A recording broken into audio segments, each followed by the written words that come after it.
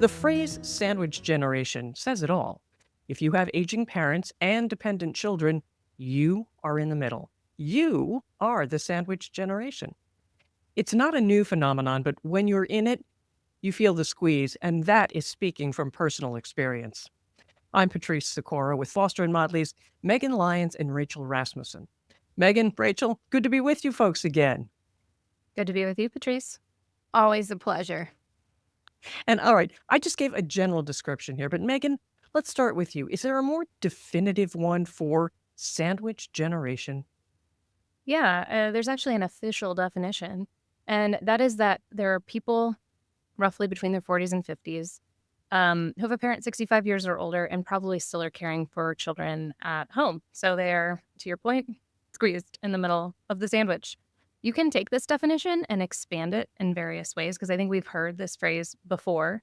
We like to think of it both in terms of like our clients who are in the sandwich generation. We like to think about the clients who are maybe one end of the bread, as it were. They're in the maybe the retirees end side of it. Um, but we can almost expand the definition as well to people who maybe aren't officially caring for their parents physically yet, but are engaged in that planning process with their parents. Maybe they're more like me in their 30s, have young children, but my parents are in their 70s. And so I'm feeling the push and the pull of, hey, mom and dad, what are you thinking? Do we need to talk through this? What are your expectations for me? What are my expectations for you? There's the official, which is 40s and 50s caring for somebody over 65 with children at home. And then there's kind of the next ring out, which would be many children whose parents are anywhere in their 60s and 70s and might need additional care, additional check-ins, and just some planning for their, retirement years and end of life. Is this something that is solely in the U.S. because of the culture we have here?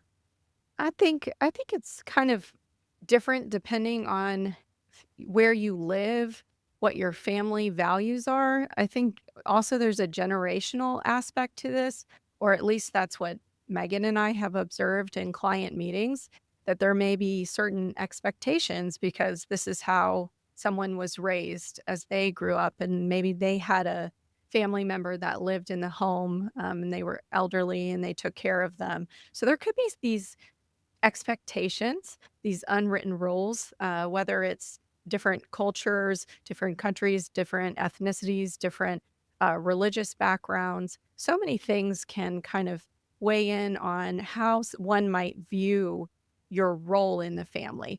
How much responsibility does one really have to take care of someone who might be needing a little bit of extra support?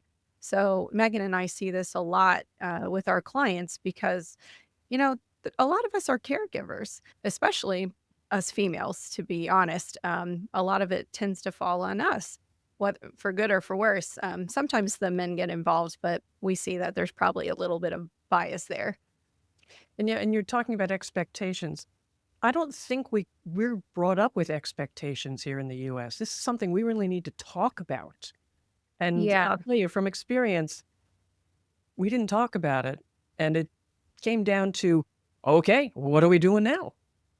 Mhm. I think you're nailing something there, Patrice. I mean, I'm making some assumptions here, but I mean, the term silent generation, who would have been probably your parents and above, yeah, they were really silent on some things. But that Mhm. has trailed down into the baby boomers. My parents are baby boomers. They've gone out of their way to work really hard and plan for a future where they don't need to be reliant on me, for which I'm deeply, deeply, appreciative. However, I think there is some cultural and generational differences coming into play here where somebody, and I's age, says, okay, but can we just walk through this together so that you're not walking into this with the expectation that, I'm going to come to your house every day so you can age in place for 20 years. And I'm not walking into this with the expectation that you're going to go to an assisted living facility because I know you have the means to do so. So there's a transparency element to finances generally that does seem to be saying that the younger you are, the more likely you are to ask the questions, expect transparent conversations, etc. And there's still some parents and grandparents ages that are like, no. I'm the adult. I'm the parent. We don't need to talk about these details. And so we spend a lot of time in our roles, honestly, pushing clients on both sides of the sandwich or in the middle to gently nudge towards transparency, just honest communication, asking for what you need and want and wish for, in a respectful, kind way, right? Because you're going to make a lot of ground up if you can do that ahead of the emergent situation that might happen with a health event or, an injury. And I think you hit on something there, Megan. Control. It's control of the situation. It's difficult to give up control of your life. We see this often, especially with clients who they've been independent their whole life. They've made their money, they've worked really hard, they've been good savers, they've earned their independence and their right to make decisions, the right for autonomy in their life, in their lives. But then over time, they might find that they're having some struggles. Maybe things aren't as easy as they were. Household chores become more difficult, or maybe they start getting a little forgetful. It's just part of the aging process, and kind of confronting that while also wanting your own autonomy in your life, I think is hard. It's very emotional, which in finance we talk about a lot about numbers, but really there's a lot of emotions and feelings around these subjects, and we see a lot of it in our meetings. I mean, Megan and I will often have these conversations with clients and say, okay, what are your expectations? And they kind of sit up straight, and they maybe don't know, they haven't thought about it, or no one's been bold enough to ask, I Mhm. suppose. It sounds like, Patrice, maybe you said you have some experience in this yourself. Yeah, I do. My 93-year-old mom lives with me now, but it's only because things happened. Her husband died, my dad, a sibling died, and she can't stay alone.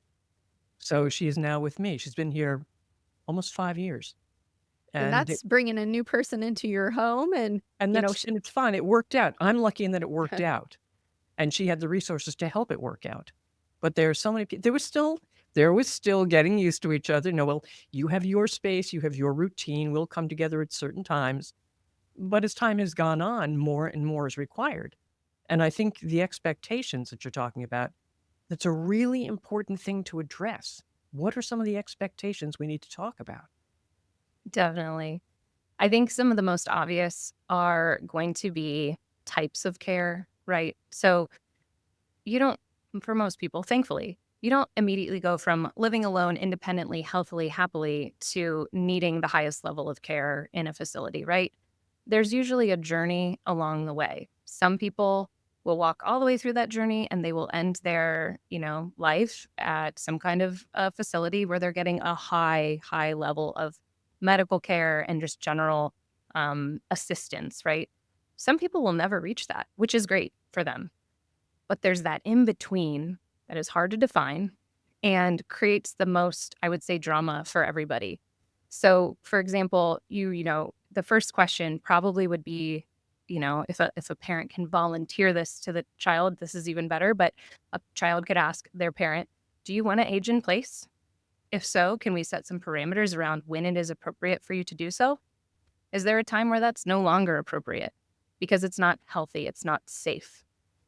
What about the financial parameters? Do we feel good enough about your financial situation that we think you can actually either remain in place, age in place, and retain care or help if you need it? Is it appropriate for you to move into with us for a period of time or, in perpetuity? And maybe there's like a financial arrangement and or help coming into the child's home to assist with the parent. There are plenty of people who say, I don't want to live with my kid. I'm deeply uninterested in doing that. And honestly, I appreciate the transparency when we hear that from clients who say, nope, we lived together until they were 18. They're out. We love each other. I'm going to go to this. We're done.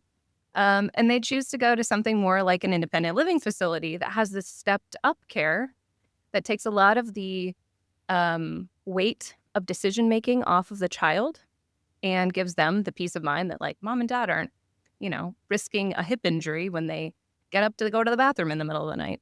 Um, so those are kind of the big decisions. But then there's the dailies in there of even saying like, okay, mom, it sounds like you need a little more help than, you did.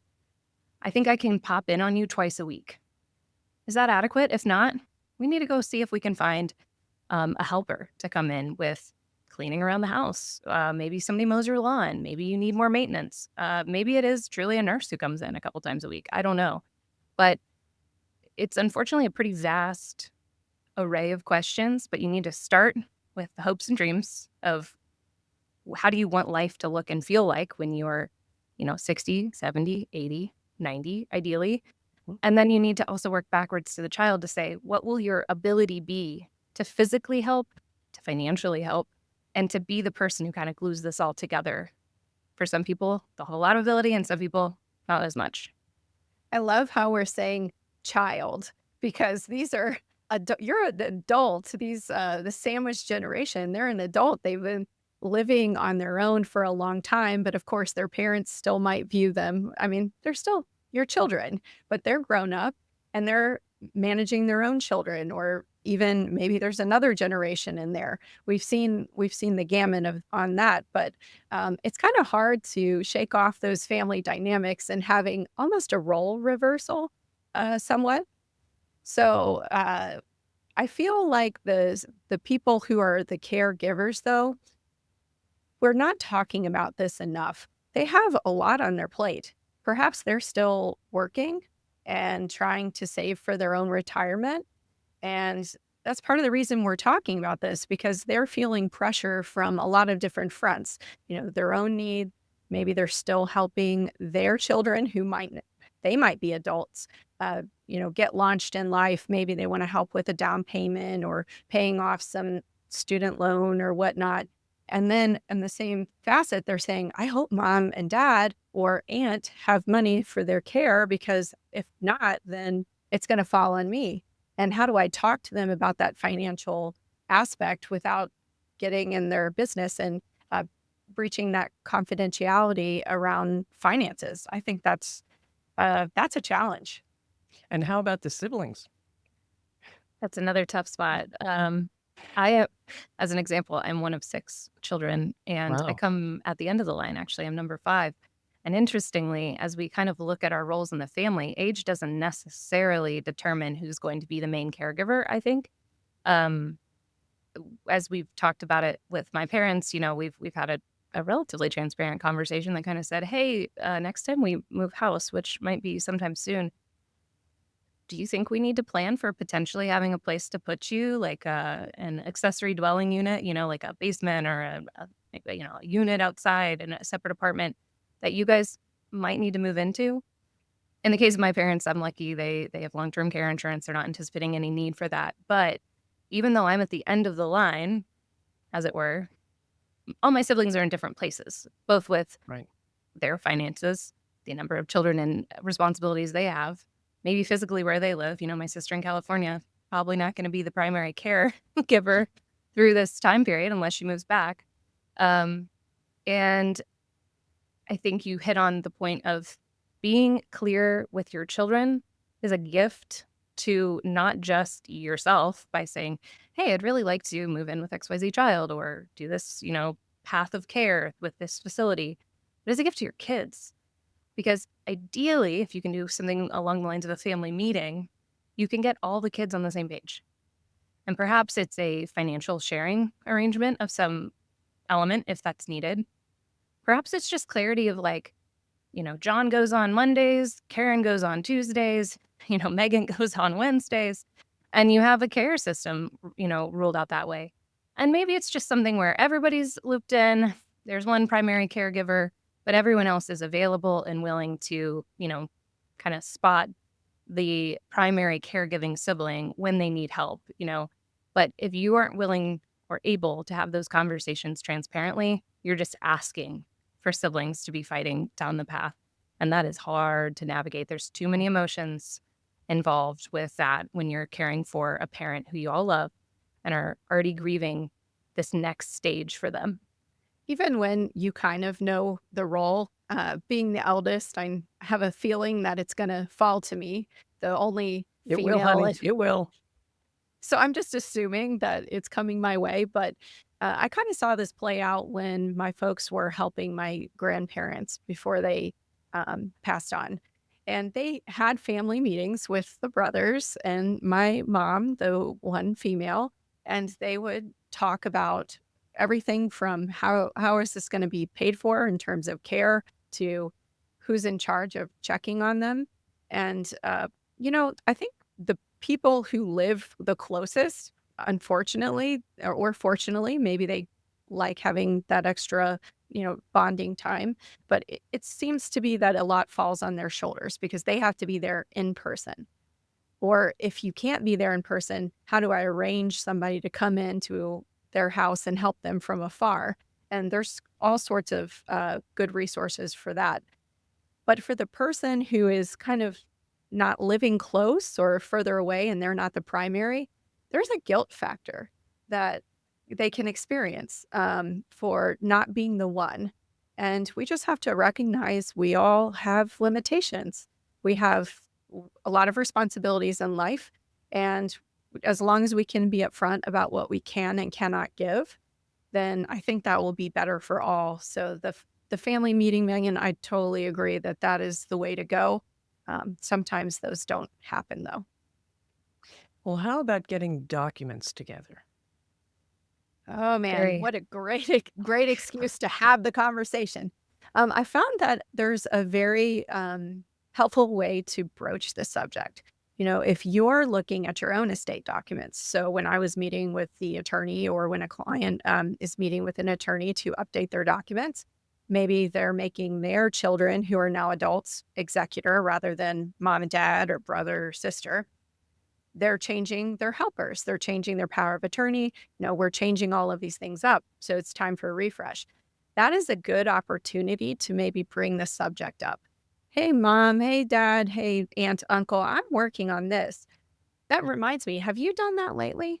Is this, maybe I should know where those documents are if anything should happen or if you become incapacitated for some reason. I want to make sure that you have the support you need.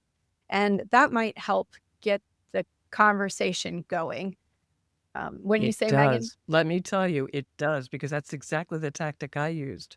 And oh, I needed to do it anyway. It was wonderful. And she said, okay, who are you going to see? Well, why don't you come and see my attorney? so that worked for you. It worked. Yes, she was Awesome. very open to it. That is great. Yeah, sometimes it's just like you need the little nudge to Yeah. open the conversational door. As it pertains specifically to documents, I will say that as you move into this next phase where maybe, again, you're looking at moving into another, like a retirement community, or you're looking at moving in with your kids, whatever it is that you're going to do, that is a major life change, right? Major life changes always mean let's go look at documents. So for the part of the elder person who is exploring this is exactly the time for them to go look at who are their helpers. So actually a good point might be this is a time where maybe you look and you see all of your helpers are your generation or above you. Maybe you haven't looked at this in 10, 15 plus years. Well, you probably should have at least a contingent or two helper who's a generation below you, because once you're of a certain generation, the odds are that there is an increased risk of that person not being there when you need to call on them for the help. So to your point, Patrice, that is an important step, but it is, to Rachel's point, a very great conversational opening for both the parent and the child to come together and say, let's talk about this topic that no one probably really wants to talk about, but will make our lives so much easier down the line if we can just be transparent up front. And what about some other people you can tap? This is the time to get all of your resources in order. There's a lot out there. There's a lot more now than there used to be. There's care search websites, like there's one called A Place for Mom, where you can kind of read about this experience of helping the older generation and what might they need, because a lot of time when you're going into this experience, it's the first time you've dealt with it. So you might be on foreign territory. So a little bit of research could help you feel a lot more comfortable. And as we were talking about documents, I was thinking about how our role as the planner or the advisor, we also make sure that titling is correct and that there are beneficiaries listed on accounts, because sometimes things get missed. And as you get older, maybe you forget where that form is, or it's been a really long time and they changed websites and they lost your beneficiary form.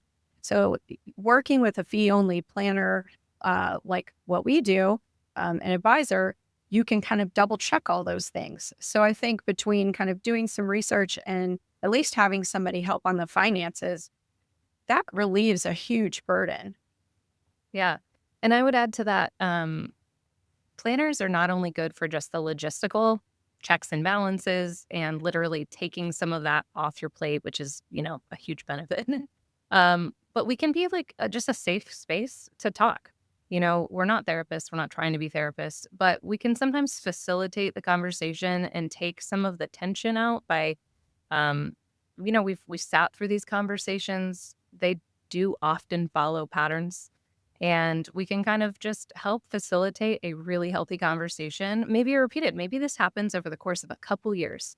It's a couple of meetings where all of a sudden a child starts coming in with a parent just to be familiar with who the financial planner is in the event of something going wrong, or just to be briefed on what's going to happen in the event of their, need of care or their passing or anything else.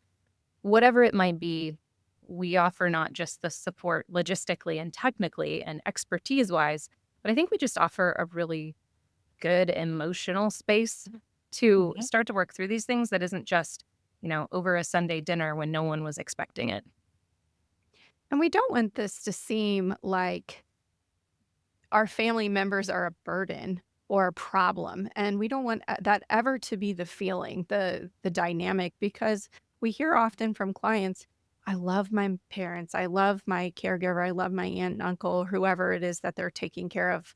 And sometimes it's a very close friend. I love them very much. So I hope they feel like they don't feel bad that I'm helping them. You don't want to create this guilt. So anywhere we can bring in a resource to kind of alleviate the management so you can focus on being there as an emotional support, I think you'll be better off.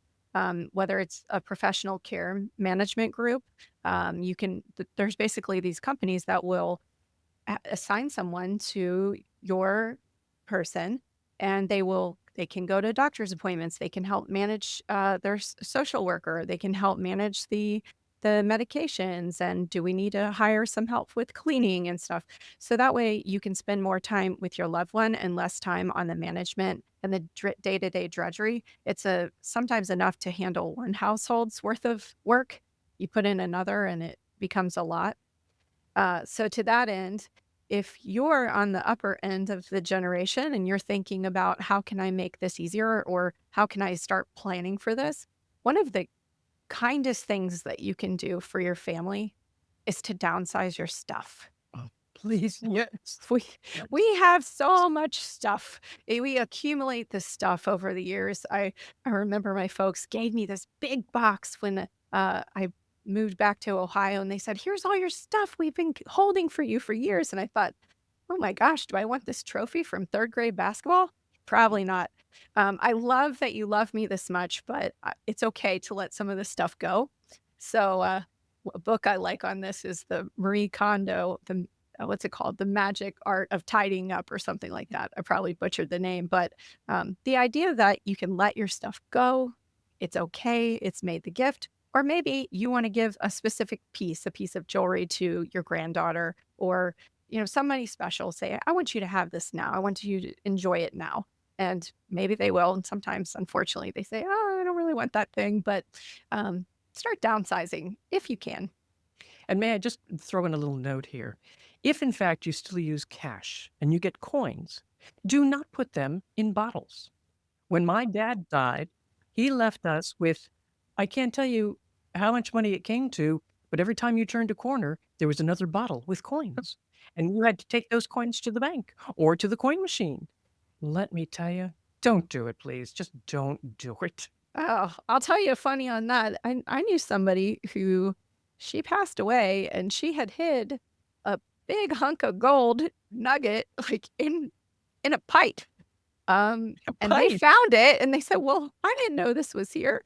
Imagine that not having communicated that to your family member and the next homeowner would be very happy when they came across that. But How did they find it? just cleaning out the basement and they said, "That looks shiny up there. I'm going to look." And there was a big gold nugget. So, Oh my gosh. isn't that wild? That's quite the scavenger hunt right there. So the family letter, Megan, don't you think this would be a good source here? Yeah, yeah. A final thought and resource is while we obviously want as many of these conversations to be happening in person, repeatedly, like this isn't a one time we talk about it and we put it to the side. Ideally, this is an incremental, ongoing conversation that we feel comfortable with, but a family letter could really come in handy too. And that's just literally something that you write to your family that explains, some of the logistics of your life. That'd be, your estate planner, your financial planner, maybe some ideas, details on accounts and some other stuff, maybe that you have a gold nugget sitting in a pipe. But also that it can leave other kinds of details in there for you. We have a template that we often give our clients to help them fill out to be thorough and leave it there. But it also is, it's a good thing to have in place in the eventuality something happens in which you couldn't communicate clearly verbally. And it's also a good like tie out piece after this process has been ongoing for a while. So it's just really good ways for people to love their family members and their networks and the people who care for them. And nothing worse is than we're operating in the gray, as I would say. Like where we can, let's eliminate the gray, make it black and white. It's not always possible. There's always going to be things to navigate through. But the more you can clearly state what you desire, what you're capable of, what you can commit to, the better everyone's going to be in the end. And honestly, the more, to Rachel's point, you can focus on just being family members, loving each other, spending time with each other. The relational elements of our families that are what make them what we want, right? So let's not muck it up with kind of the pain of hiding things away. Let's just bring it out in the open and choose some next steps. And I love the fact too, you do that, you're avoiding confusions, you said, and you can avoid arguments between siblings and other family members. What a gift. What a gift for your Really. family. And, getting to the point where you're not just worrying about, money or making sure that you have your resources to age well in the way that you want or the way that you want your family members to have this experience, but just now focusing on the better things in life, like peace of mind and healthy relationships with your family members. And of course, just clear is kind, clear plans for next steps. Absolutely. Well, obviously, you two know what you're talking about. So, how can someone reach out to you if they've got some thoughts and some questions? You can reach us on our website, fosterandmotley.com, or you can give us a call at 513-561-6640. It was a great conversation. Thank you so much. And, folks, don't wait until the pressure becomes too much. Make those conversations, have those conversations now, begin planning now. And the folks at Foster and Motley can help with that. Please follow this podcast to know when a new show is ready for you. And of course, share it with others that you care about. Thanks for being with us.